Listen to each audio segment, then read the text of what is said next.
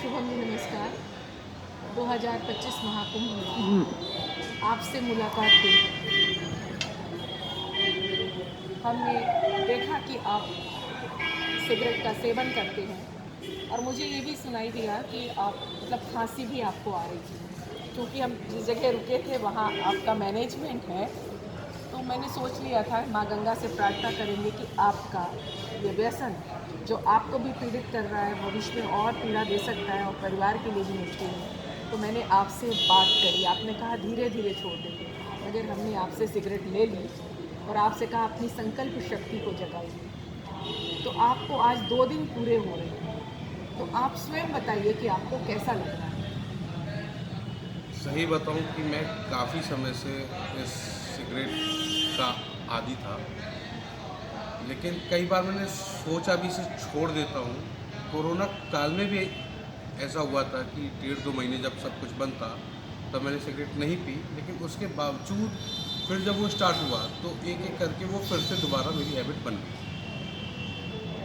महाकुंभ में मैम के साथ मुलाकात हुई। मैं करीब 15 दिन से यहाँ हूँ, पूरा मैनेजमेंट यहाँ है।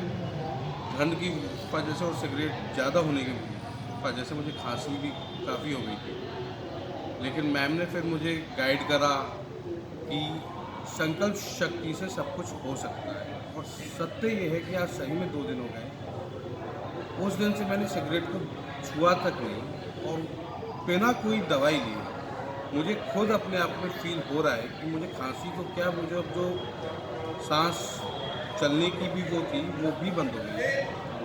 तो मैंने एक चीज़ तो नोटिस करी कि भले ही आप 1 महीना 2 महीना सिगरेट ना पिए, लोग कहते हैं कि 21 दिन में कोई भी आदत लग सकती है, कोई भी आदत छूट सकती है, लेकिन ये मैंने अनुभव कर रखा है कि जब तक आपका संकल्प नहीं होगा तो आप भले ही 6 महीने ना पिए, उसके बाद भी अगर आपका संकल्प कमज़ोर होगा तो आप दोबारा चालू कर दें। तो देखिए, हो सकता है अब आज तो मैं 2 दिन हो गए, 1 हफ्ता हो गया, लेकिन अब मेरे अंदर वो संकल्प आ गया है कि मैं सिगरेट ना पीऊँ। और सच में जो अंतर मुझे 2 दिन में ये लगा है, क्योंकि शायद जब मैंने छोड़ा था तब मेरी हेल्थ को इतना इश्यू नहीं हो रहा था, लेकिन जब मैंने छोड़ा है, मैंने तब छोड़ा है जब वो हेल्थ में मुझे इश्यू कर रहा है।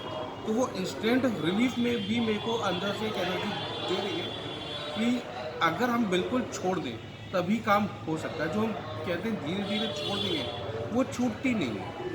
वो फिर कहीं ना कहीं आपको कोई और टेंशन आ जाएगा या कोई और काम आ जाएगा तो आप उसे दोबारा चालू कर देंगे। लेकिन अगर आपने संकल्प ले लिया कि नहीं ही पीनी है तो वो नहीं पीनी है। वो बस ऐसा सोचिए कि हम कभी पीते ही नहीं थे, सिगरेट तो गंदी हुई चीज़, हमने नहीं पी तो वो छूट जाएगी। और उम्मीद है कि मैं आगे भी इस पे कायम रहूं कि मैं अब सिगरेट ना पीऊँ।